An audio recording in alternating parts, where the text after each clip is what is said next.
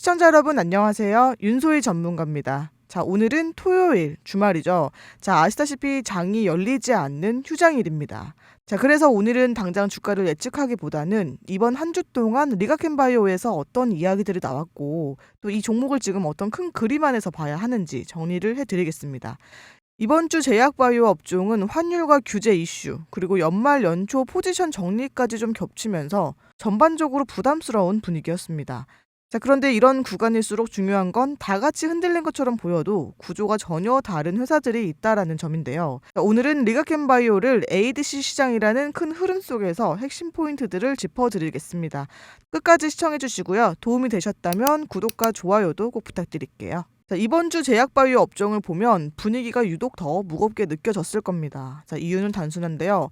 자, 환율은 여전히 높은 수준이다 보니까 원가 부담은 커졌고 또 여기에 약가 규제 이야기가 다시 나오면서 시장 전체가 리스크를 줄이자라는 쪽으로 기울었기 때문인데요. 자, 이 환경에서 가장 먼저 압박을 받는 쪽은 어딜까요?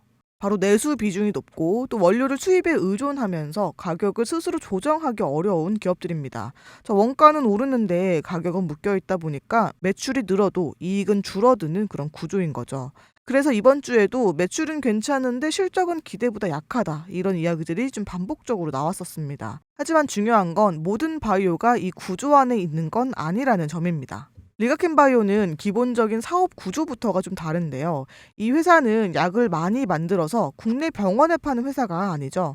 핵심은 ADC 플랫폼 기술을 글로벌 제약사에 이전하는 그런 회사라는 점인데요. 이 차이가 굉장히 큽니다. 리가켄바이오의 주요 수익은 기술 이전과 또 계약금, 그리고 마일스톤과 향후 로열티까지 대부분 달러 기반으로 들어옵니다. 반면에 연구비나 인건비는 원화 지출 비중이 높죠. 이 구조에서는 환율이 높아질수록 오히려 실적 방어력이 생길 수가 있습니다. 자, 그래서 같은 바이오 섹터 안에서도 환율이 부담인 회사와 환율이 완충 역할을 하는 회사는 완전히 다르게 봐야 합니다. 리가켄바이오는 명확히 후자에 가깝죠. 자, 지난해 리가켄바이오 주가 흐름을 보면 저점을 점점 높이면서 우상향 구조를 만들어 왔습니다. 4월 저점 이후에는 중장기 이동평균선이 정배열로 전환됐고요. 조정을 받아도 구름대 그리고 중장기 이평선 부근에서 지지를 받는 모습이 반복적으로 나왔습니다. 자, 이건 단순한 수급 이슈라기보다는 리가켄바이오를 바라보는 시장의 인식이 바뀌었다고 보는데 맞는데요. 자, 왜 바뀌었을까요? 자, 리가켄바이오가 가능성만 있는 바이오가 아니라 ADC 플랫폼 콘주어를 실제 임상 단계까지 끌고 온 회사라는 점이 확인됐기 때문입니다. 아이디어 단계에서 검증 단계로 넘어간 이 변화가 주가에 그대로 반영됐다고 보시면 되겠죠. 이번 주에 나온 증권사 리포트나 글로벌 자료들을 보면 공통적으로 나오는 이야기가 있는데요. ADC 시장은 예상보다 더 커질 가능성이 높다라는 겁니다. 대표적인 ADC 치료제인 에너투만 보더라도 2028년 매출 추정치가 약 16조 원 수준으로 이야기가 되고 있습니다. 자, 이건 단순한 숫자 이상의 의미가 있는데요. ADC는 이제 효과와 안정성 모두 검증된 단계이고 또 단순한 말기 치료제가 아니라 1차 치료제 영역까지 확장되고 있습니다. 자, 이런 시장에서는 플랫폼을 가진 기업 그리고 후기 임상으로 갈수록 레버리지가 커지는 기업이 가장 주목받게 되는데요. 리가켄바이오는 바로 이 구간에 서 있는 회사입니다. 정리를 해보면 이번 주 제약바이오 업종은 겉으로 보면 다 같이 흔들린 것처럼 보였지만 속을 들여다보면 구조는 꽤 분명합니다. 내수 그리고 제네릭 중심 모델은 압박을 받고 있고 글로벌 기술 중심 모델은 여전히 선택을 받고 있습니다.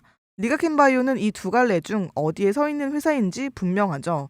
단기 주가는 언제든 흔들릴 수 있지만 ADC 시장이라는 커지는 산업 위에 올라타 있는지 그리고 기술이 반복적으로 거래될 수 있는 구조인지는 완전히 다른 문제입니다.